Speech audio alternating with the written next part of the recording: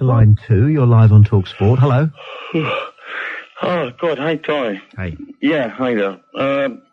Called you earlier. I promise this is the last time I'm going to phone you, mate. But some of your callers a couple of your callers at least have suggested that you haven't answered my questions or anything earlier on this evening. So I'm not going to give you the opportunity to answer the same questions again. But what I want to do finally, and I promise you, I'm not going to phone you again. I want you to leave your radio show. He's really boring, this guy, isn't he? He is. Some of the nutcases aren't as sad as this guy. You don't like being cruel, do you, Paul? You're such a nice man. But, I mean, he's a serious... I'm exasperated. No, I'm not exasperated. He's a really sad man. He's got nothing in his life except trying desperately to be annoying, and he can't do it. You compare the panache and the wit of the voodoo man with this unfortunate Scotsman. And, you know, it's not light and shade, because shade has some depth. But this fella, is he still going on? Are you still going on? No, I'm just waiting on you stopping, Tommy. Well, keep it interesting, can you? This is the art of it. Can you keep it interesting? The point is, Tommy, at least 2 of your callers have suggested that I come back on. No, and repeating yourself. No, I just said to you that I wasn't repeating myself, Tommy. Can you lift it? Look. Your problem is you're boring. Yeah, I know I'm boring. Well, then go away and bore another radio station. It must be awful to be boring. I've never known what it's like. Have you? No. No. Well said. That was nice and dead. Live on TalkSPORT. Hello. Yeah, hello, Tommy. It's Rob. I was just wondering if you can pick your brains for a minute. It's something really playing on my mind. 3 people in a restaurant. Okay. Hello? Yes? Sorry, yeah, 3 people in a restaurant. Yeah. They all had a set meal of £10. Yeah. And the waiter comes over, collects £10 from each person. Yeah. It's not a joke, by the way. No, that's been rattling around in my mind for 40 years or so, this one. Oh, have you heard it, have you? Well, yes, pretty so. It's a good one, isn't it? Well, yes, so it is. I don't know the answer. The waiter comes along, yes. collects the £10 from each person. Yes. And takes it to the cashier. And the cashier says, oh, I'm feeling good today, give them £5 back. So he'd taken the £5 back to the 3 people, and he thinks, well, how can they divide £5? So I'll put £2 in my pocket, and I'll give them £1 each. That's £3. That's £27. So that's 3 nines, £27. £2 in his pocket. £2 in his pocket. Yeah. £29. That's it. Where's the other quid gone? So where's that £1 gone? All I will say is that if you do say that to some people, they'll get very frustrated with it, and they'll go, well, "Whoa!" Sorry. They'll go, "Oh, that's it. You're simply looking at it from the wrong point of view." But then they can't. We're in a pub, and we even had all the barmaids out, trying to do it. It's crazy. Well, I presented it on the radio some time back as being, I made something up, and I said it was something like Schwarzkopf's fundamental flaw in mathematics, and I used that to illustrate it. And I said, the fact that there is a fundamental flaw in basic mathematics proves... Will this mean planes would drop out of the sky? Absolutely. It proved that one day, the universe will collapse. Exactly. There's a hole. Yeah. Mass. That's what I proved. Well, Schwarzkopf did. Yeah. And people fell for it. I didn't realise it was that old. But you know everything, don't you? You know all jokes. I virtually know everything, yeah. What do you want to know? Well, I just want to know the answer to that, really. Well, there isn't one, is there? No. Well, so some people would try to, but it's beyond me. Yeah. Beyond me. Yeah. But that's it, okay. All right. Everything I have to play on my mind forevermore then. Well, you got £25 in the till, £2 in the guy's pocket, and £3 in the punter's pocket. Yeah. That's 30, isn't it? Yeah, but that's working it backwards, isn't it? No, that's working it the same way, dealing with where the money actually is. Yeah, but it still doesn't take away the fact that these people are paid £9 each. And that's £27 they've paid. And there's £2 in the pocket. So it's still only 29, isn't it? They've paid 25. But they paid £9 each. No, they paid 25. At £9 each. If you were having that meal, Yes. you would have paid £9, wouldn't you? Yes. And there's 3 of them. Yes. 27. They've handed over 27. Your program is absolutely rubbish. It's awful, isn't it? How long have you been listening this evening? Since 10 o'clock last night. 9 hours? If I come back as somebody else. Of course, my answer was me, because I'm reasonably happy being me. But having some deep thought about it, not one of your normal, usual thing. I'd like to go a bit more futuristic, like somebody like that guy off Star Trek, Mr. Picard. Wouldn't that be a great life? Yes, it would, wouldn't it? Come back. I'd want to further my relationship with Councillor Troy if I was Captain Picard, though. Yes, now that would be a very interesting one. Oh, baby! Yes. She is a fine creature, isn't she? What about her that was bald? Can you remember her? Oh, what? That was from one of the films. Yeah. What's her name? Oh, can't remember, but whoa, yeah. If you shut up, I'll remember it. She's in Cheers. Oh, you can talk now. What's the girl's name in Cheers who was bald in Star Trek? I didn't even know She plays was in Rebecca. Cheers. In Cheers. Yes. Her. Is Yes. that who you're talking about? Yes, I do believe it is. Yes. Very tasty. Oh, certainly. Let's drink to her, shall we? We certainly will. Cheers. To the unknown woman. To the unknown woman. To Tomb of the unknown woman. I'd go there, wouldn't you? I'd kneel at the tomb of the Yes. I would lay a wreath. Yes, we would definitely At the agree. tomb of the unknown, Just don't bird. want to hear that. the unknown woman.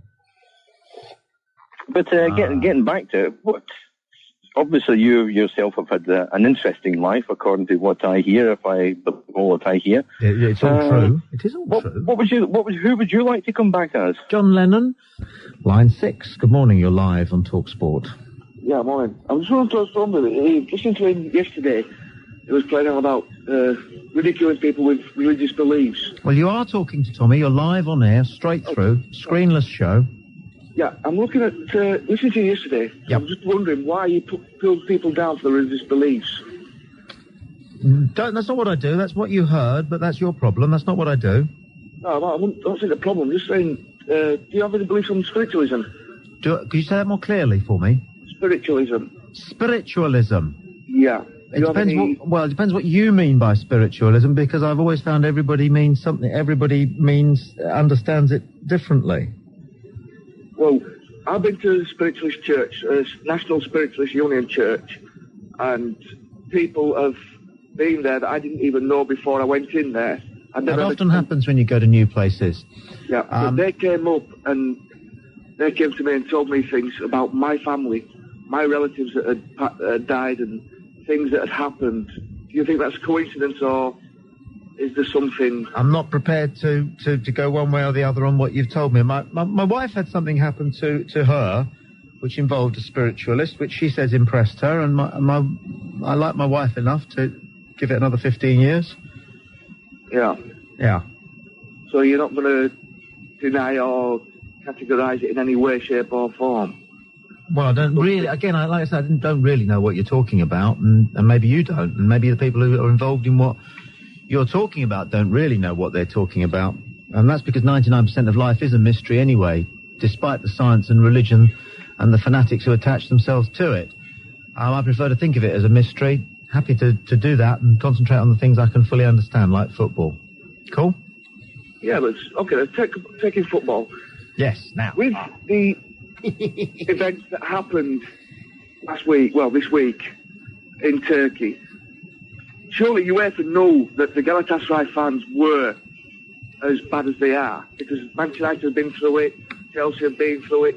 Why wouldn't they play on a neutral ground beforehand?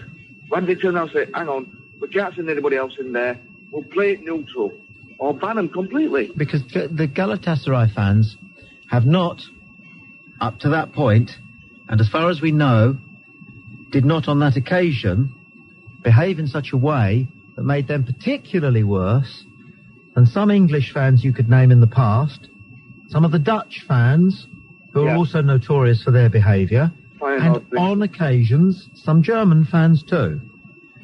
So, has that answered your question? Yeah. Well, in fact, it has answered your question very well, hasn't it? It has, yeah. Yes, thank you, Tom.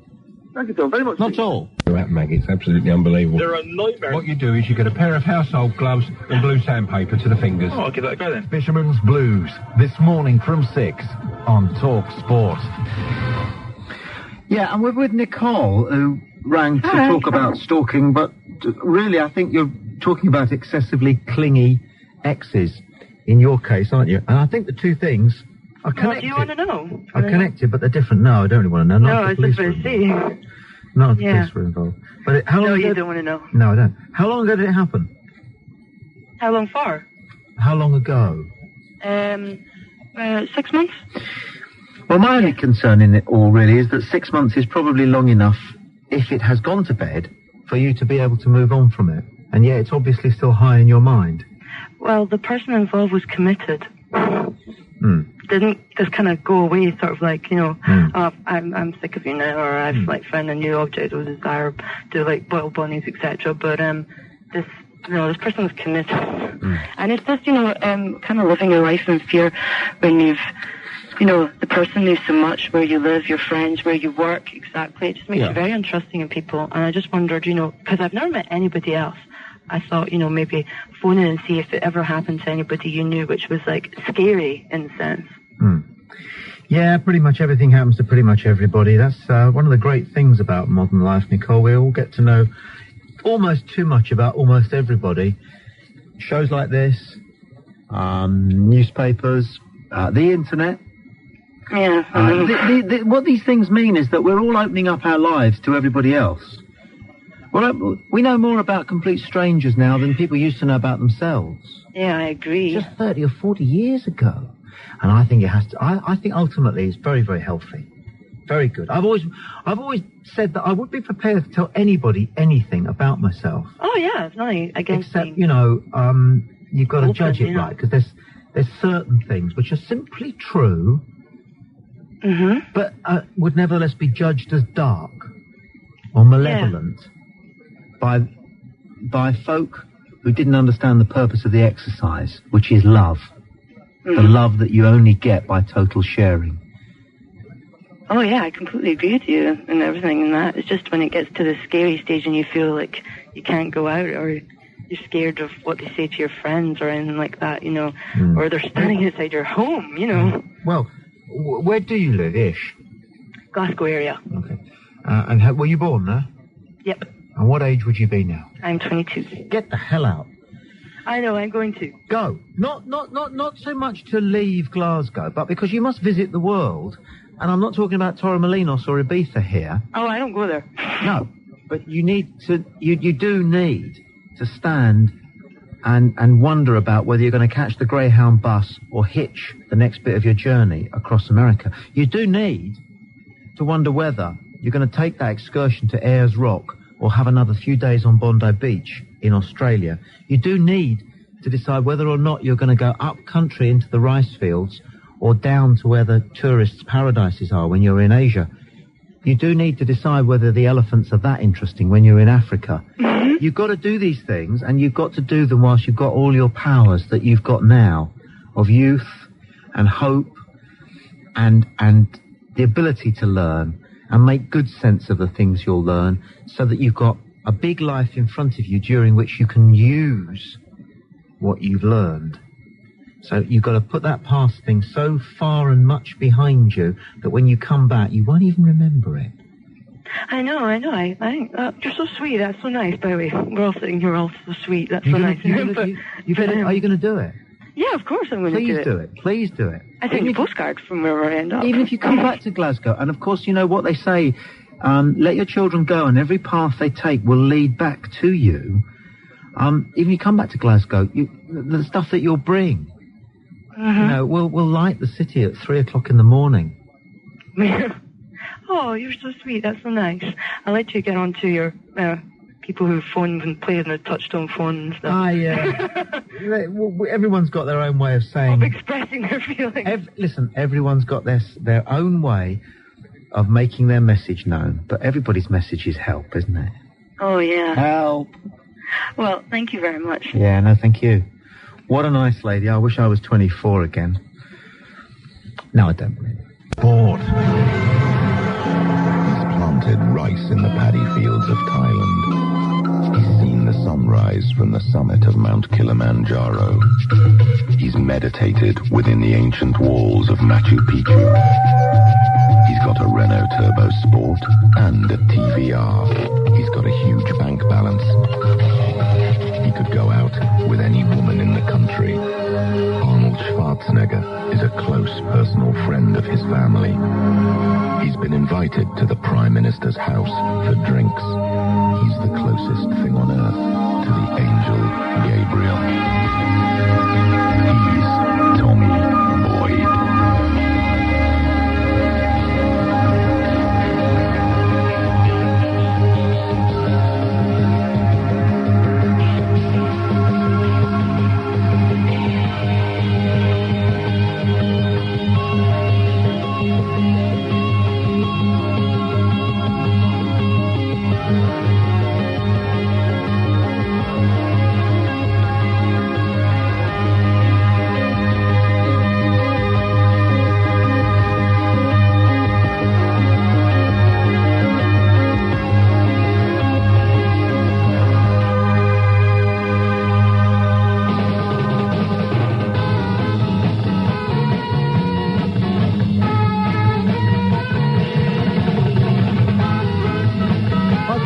I've got Jenny Bond, who is the BBC's royal correspondent. I've always liked her, and she's wearing a powder blue two-piece. She smells of powder and lipstick. She's very dapper, and she's down on a stage, picked out in a spotlight, and she's singing Happy Birthday to me in the way that Monroe did to JFK. For 10 seconds as we go absolutely screenless and invite simply whoever is there into our trust as we say, line 6, you're live on TalkSPORT. Good morning.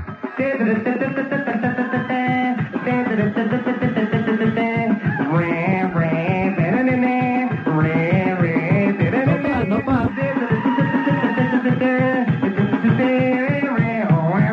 Okay, cool, not bad. Line 5, you're live on TalkSPORT.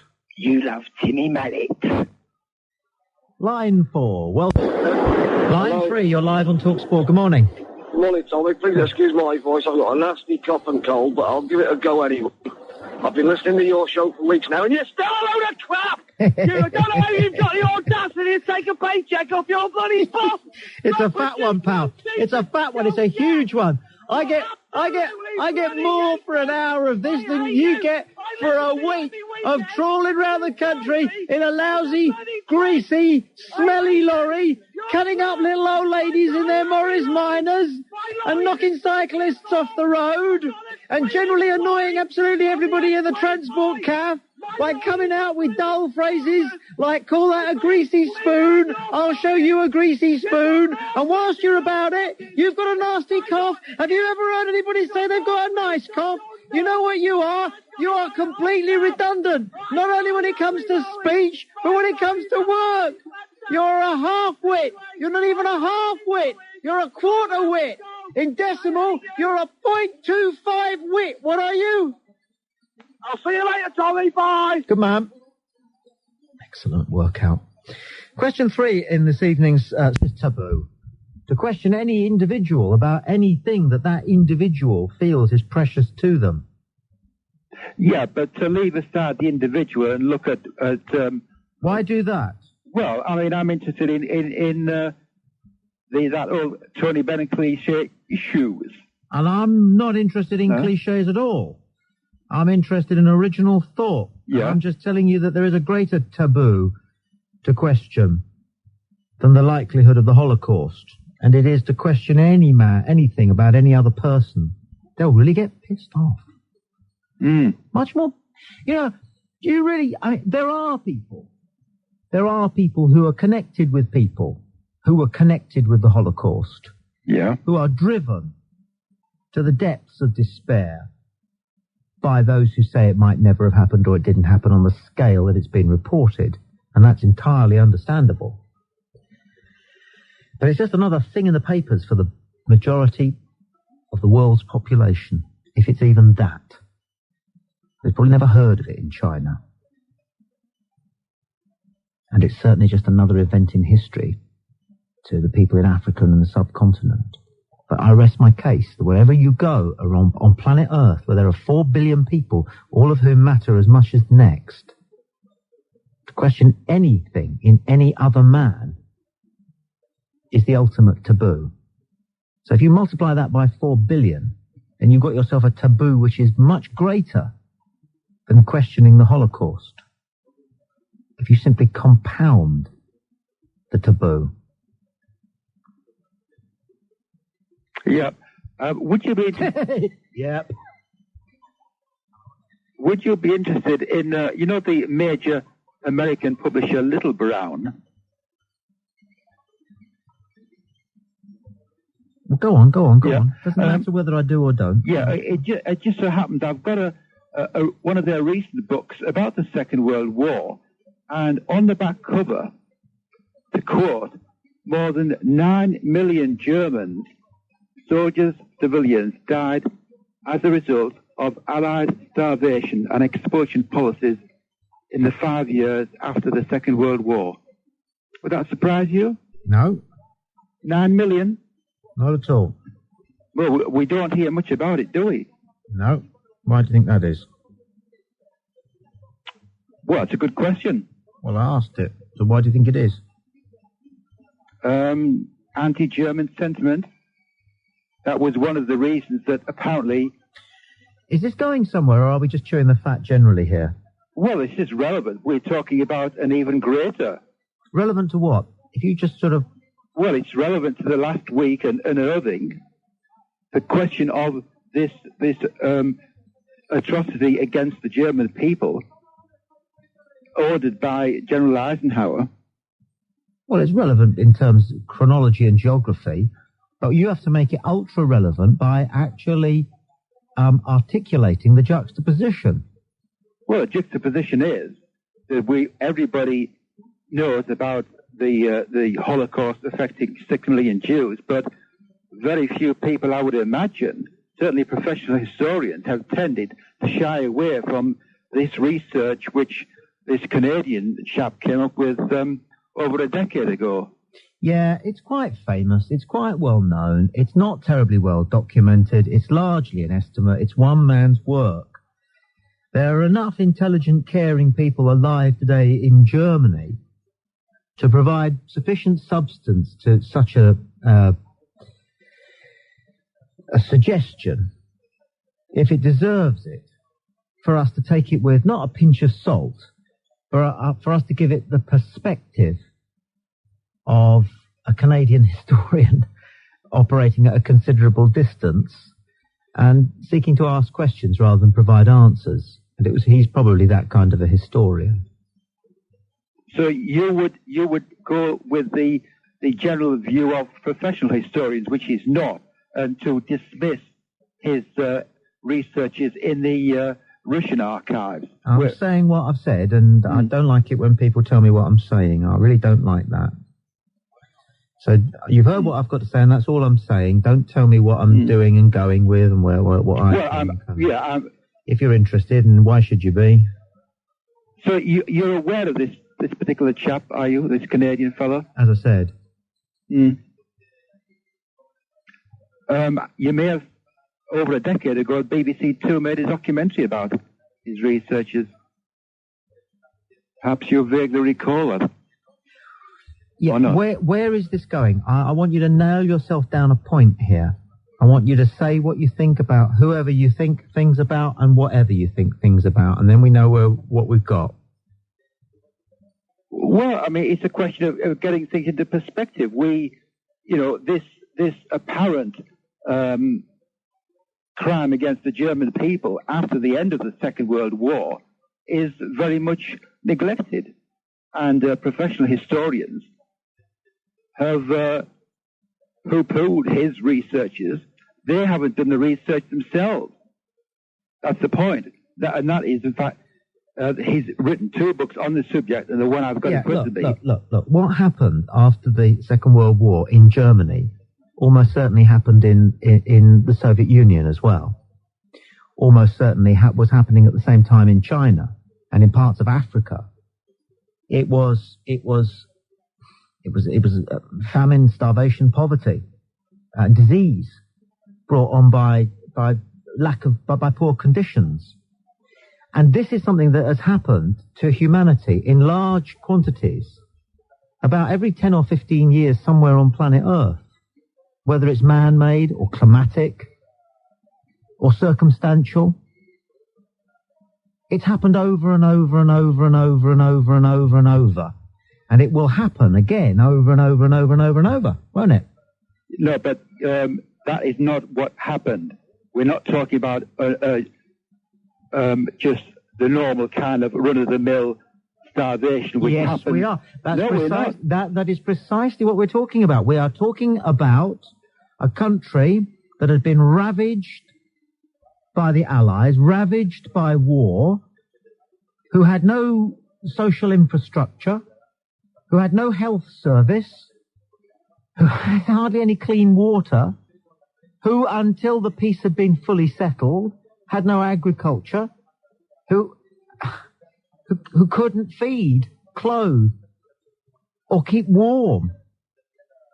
The vulnerable. And there was great loss of life. And it's happened before, and it will happen again, wherever there's war. See, you're rejecting the Do not tell me what I'm doing. Okay. What I'm telling you is what you need to do is get into the head of historians. The Holocaust has never happened on that scale before. And as a consequence, it merits much greater analysis and criticism than what may have been an equally tragic loss of life in post-war Germany, or may not. Because the factors which brought that about are known and understood. But the factors which brought about the rise of the Third Reich in Germany and sustained the Third Reich in Germany are unique in human history. That's why you'll get more analysis of that than what happened in Germany after the war. Do you see that point? Well, I think you're absolutely wrong. I mean, for a start, you cannot compare the numbers who died under Hitler to the numbers who died under Mao Zedong and the numbers who died under Stalin. All right, whatever you think. You think what you think. Off you go. Bye-bye. I said bye-bye.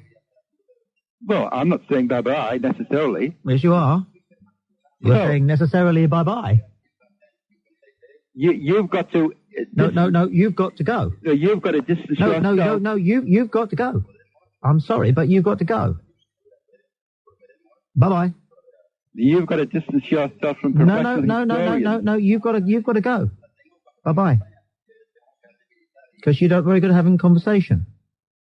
Because you're not listening to a word I'm saying. You're taking the line of professional historians. I'm not. You're not listening to me. That's the problem. You're not listening to me. You're not listening to what I'm saying. You're just telling me what you want me to say so that you can have the argument you want. Well, it don't work like that. Well, you haven't had this argument before. I've had it millions of times. Not with this aspect of the German suffering. Loads of times, all over the place, everywhere I've ever been. Oh, I see. Yes, you do. You heard that bit, didn't you? Because it was rubbish. What was rubbish? What I just said. Yeah. And that made you listen. That's the first time you've listened in this conversation. I've listened to every word you say. No, you haven't, sir. What you would I'm telling you, you haven't. You have the exact same response to the professional historians. So, because, I mean, I have no idea of what David Irving has ever written. I don't have any of his books. But I have one or two, including this Canadian chap's. And he documents how many books have you got altogether? Oh, about 800. Certainly not only very few about the Second World War. I still don't know quite what your point is. I'm still really... I'd love to know what your point is, but it's just that you you can't make it. Is that because you're embarrassed by what it might sound like if you were to actually say what you want to say? Or don't you really know? There's absolutely nothing I could say that I would be embarrassed about. Well, say it then. Well, there is no point about Irving that I have to say, except the fact that, quite rightly, we've had a lot of media exposure, but we didn't have a lot of media exposure about a libel trial only the previous month involving Northern Ireland. Now you're off on a tangent now. No, it is a tangent, total tangent. No, you're not very good. Let me refer you to the classic newspaper technique for writing articles. It's called the pyramid technique, right? In which you say absolutely everything that you are going to say in your very first sentence, i.e., a man has bitten a dog. That's it. So that's your first sentence. Your second sentence then simply expands on some of the information in your first sentence. The man, a 43-year-old post office worker from Gwent, is recovering in hospital. That's your second paragraph, because it's expanded on your point. And you read the point, and you don't actually have to read the article, because you've got it. A man has bitten a dog, or whatever. And in your third paragraph, the dog, Fido, a 9-year-old Rottweiler, la-di-da, okay? But if you haven't got the point at the beginning of the thing, then, well, you're lost. And you carry on reading sometimes in the hope that you're going to get it right at the end as a kind of a punchline or a payoff, which is very unsatisfactory. But when you don't get the point at the beginning or the end, then all you've got is a series of apparently unconnected facts. So supposing you were to read a newspaper article, or indeed hear a report on the radio, somebody says, a man, a 43-year-old postal worker called Ken, is recovering in hospital. Oh, really? A dog, a 7-year-old Rottweiler called Bobby, is currently pending his future at the vet's. You go, oh, really? It happened at 4 o'clock in the... What? And it was the same with that guy. Can I go on, eh? 08700. Hello. I'm going to start again. Good evening, Tom. Or just good morning. And I hope you're all right. But don't put the phone down on me until I'm finished, please, will you? Tom. I can't promise that. Well, you said I was commanded before, but I wasn't really. You bullied me. Listen, let me finish. I'm only human. I know you are, so am I. Now let me finish. You're so relentless. Yeah, let me finish.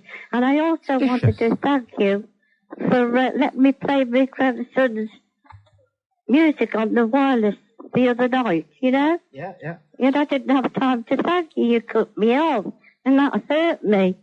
And I had to ring you back, and I can't say I'm sorry because you said, oh, nobody must say they're sorry.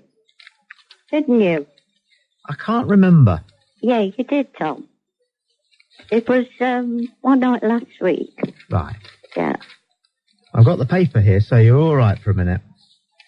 So, anyway, whereabouts were you up Durham? Whereabouts was I up Durham? Yeah, you said that you kind of come from there.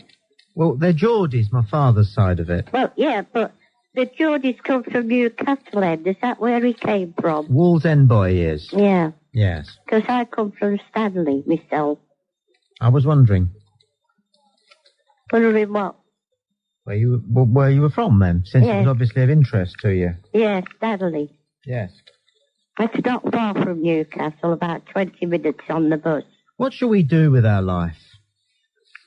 Well, I don't have a very good one. Well, I don't know anybody who thinks they do. Everybody's a bit duressed. Even Richard Branson, I bet, if you really sat him down, he'd say, oh. Well, I don't think money helps, do you? Well, what shall we do then? What should we be doing with our lives? Supposing we're starting out. Supposing we're 22. Oh, I wished I was. Why? What would you do different?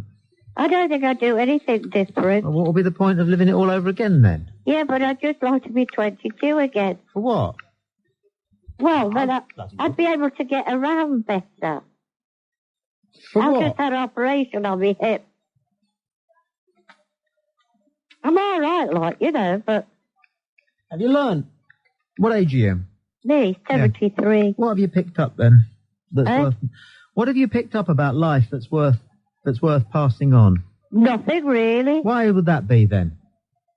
Too busy? I don't know, really. Too busy? Well, I've worked all my life. Did you ever think that life might be a passage of the spirit?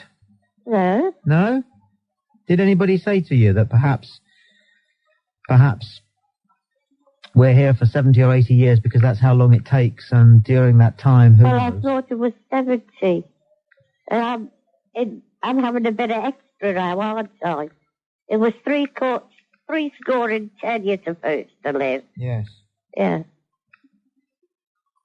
This is a mob. Yeah. Is it? What would you like to talk about, then? Well, you talk about something and I'll join in. Should we talk about something jolly? Yeah, go on then. What would that be, then? What's jolly? Well, what makes me happy is the grandchildren. Yes. Yeah, I've got 5 grandchildren and 4 great-grandchildren. Do you ever look at them and think they're going to get very old one day and their hips will go? Do you ever wonder what that will be like for them? Oh, I hope they don't. Well, they will do. They're going to get old and die. Do you ever look at them and think... No, I don't think about that. Why not? Not for the little ones. But I know you don't want to, but I sometimes have to think about that in my children because... How many have you got? I've got 2 boys, and when I decided that they were going to... when I decided they were going to come here and be here, right, I took that decision for them. That for all the joy they'd bring me, I had to remember that they will experience a life which will have just as much suffering as anybody else's, and I'd chosen that for them. And who was I to choose that for them? Who was I to just go, I'll have a couple of lads, and they can find out it sucks when it sucks. It doesn't suck all the time, but when it sucks, they can find out it sucks as well. Well, they've all got to find out their own way, haven't they? I know, but who am I to say that they should come here and have to find out it sucks? I don't know, sure. Well, people don't think, do they? They just go, No, yeah. I mean, people just get on with their lives, don't they? Well, why do they do that? Why don't they stop and think sometimes? Why get on with your life? I suppose they do, but... I don't think they do. You never got a chance, did you? Nobody taught you. No, but I had a good life with my parents. Yeah. I mean, I had good parents. Good. And I'm a good parent to my children. And I suppose you're a good parent to your children. I don't know. I hope so. I don't know. Anyway, thanks for your call. Okay, now listen. No. If I call... Yes. Oh, please. What? If I call again, I'll have an easier question for you.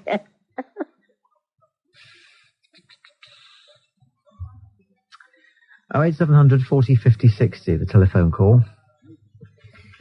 Line 5 live on TalkSPORT. Can you better that? Hello, can you hear me? Yes, I can, thank you, yes. I read a comment on what that man was saying about Germany. Can you hear me? Yes, I can hear you very well now. Excellent.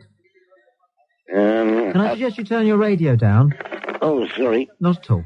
I would like to comment on what that man had to say about Germany. It was very difficult for me to understand what he was saying about Germany. Well, my answer to him is that the Germans got exactly what they asked for. Well, I'm not sure what the point was that he was making, really. He's trying to make out that they were starving at the end of the war. So there were a lot more people. A lot of people were starving during the war when they were sinking ships. Yes. You get me?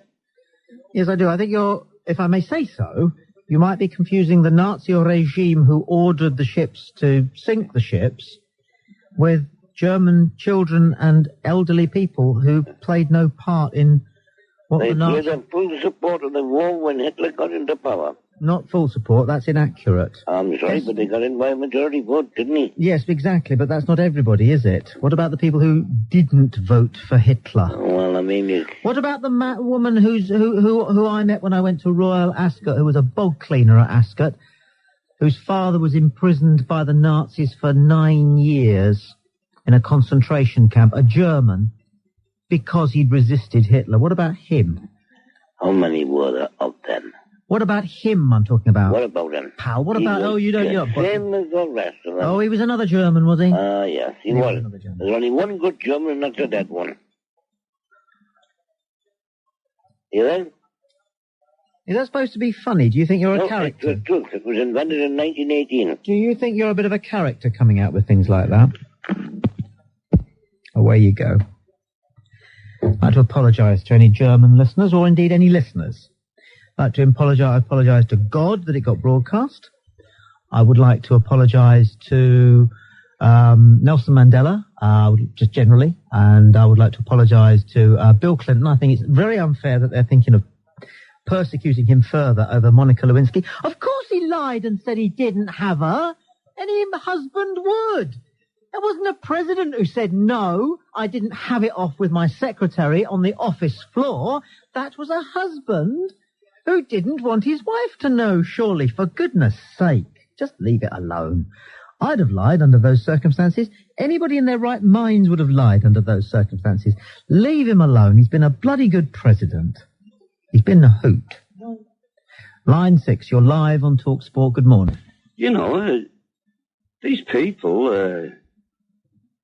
I can't get around them, really. No. Well, you know, we all make our own way through this world in our own way, and we all do it alone because you can get as close as you like to a human being. You're never anywhere near as close to them as you are to yourself. So we're alone, and we struggle through it, and we create lots of little props and support mechanisms to help us just struggle through to the end of it, which is always pretty miserable, the end of it. And that's what we do, and we know we've got it coming, and we know we do those things as well. And you have to. Really, quite splendid. No, I'd quite like, if I had about 2 or 3 days left, I'd like to ring 1 or 2 women who missed their chance. They didn't exactly turn me down, but they didn't meet me halfway. Should we put it like that? You know what I'm saying here? You probably don't, actually. I'm not sure if I do. But I know who they are, and I just wanted to say I want an opportunity to say to them, look, you know, you've absolutely and utterly missed the boat now because I am going to be worm food in a couple of days. And I'm not in a position really to round the whole thing off for you. Getting a funny look from next door. I don't know what I'm talking about either. I've got a clue. Fantastic. Sometimes start some sentences, you don't know where it's going to end. Bit like that one. 08700.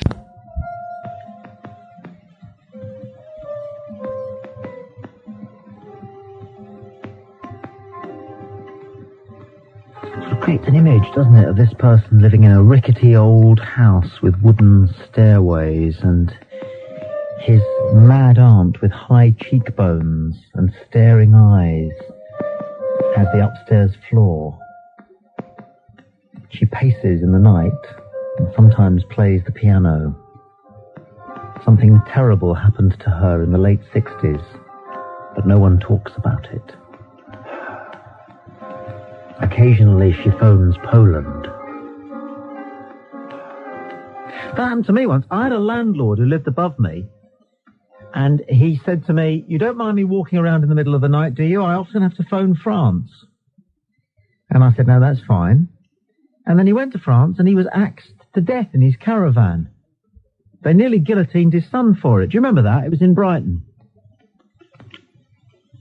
Are you with me? Yep. Yeah, do you remember that? No. The Cartland affair, it was called. He was my landlord. Do you not remember?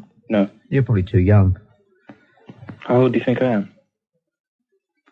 I've got you down as about 23. 21. 21, that's close. Yeah. Not Okay. bad. Thank you. Not at all. My pleasure.